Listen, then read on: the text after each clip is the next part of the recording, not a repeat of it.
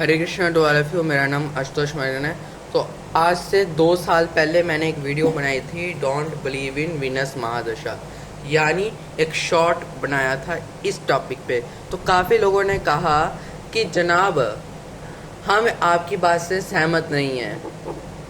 आपने कैसे कहा कि वीनस की महादशा जीवन का कबाड़ा कर देगी, ये आपने कैसे कहा? आज मैं इसी का एविडेंस आपको देने जा रहा हूं, तो ध्यान से समझना।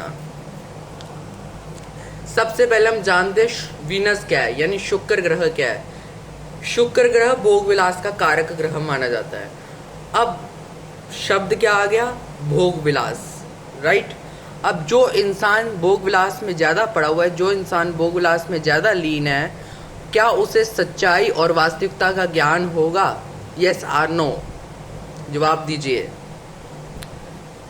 क्या उसे मेहनत करने का मन करेगा?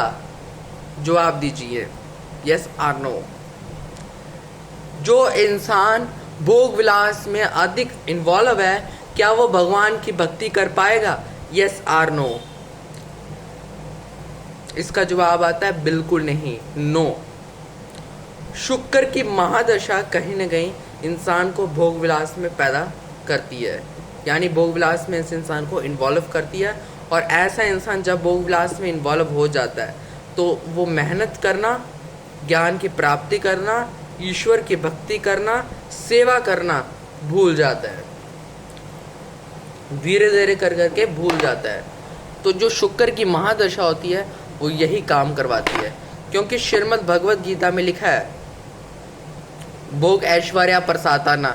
जो इंसान भोग विलास में ज़्यादा पड़ा है उसे सच्चाई और वास्तविकता का ज्ञान नहीं होता, उससे मेरी भक्ति नहीं होती।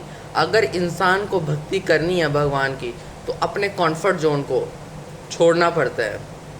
कहते हैं ना, कुएं के मेंढक वाली टेंडेंसी को छोड़ना पड़ता है। और जो शुक्र की दशा होती है वो कुएं का मेंढक इंसान को बनाती है।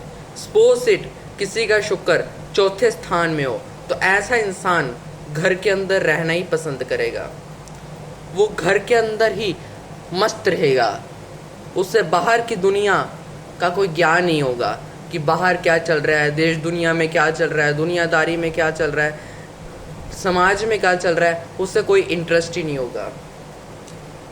क्योंकि उसे जितनी भी एन केन प्रकार है ना, जितनी भी सुख सुविधाएं हैं वो घर बैठे बिठाए ही मिल जाएगी। तो क्या वो मेहनत कर पाएगा? बताओ, बिल्कुल नहीं। वो प्रयास नहीं कर पाएगा, वो प्रयास से वर्जित रह जाएगा। तो इसलिए शुक्र की महादशा इंसान को एक हैंडीकैप या यूँ कह लीजिए अपाहिज बनाने वाली दशा मानी जाती है। ठीक है, तो ये कॉन्सेप्ट अब आप सबको समझ लेना चाहिए।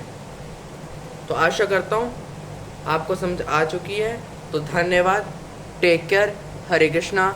अपने और अपने परिवार का ध्यान रखें। हरे कृष्णा।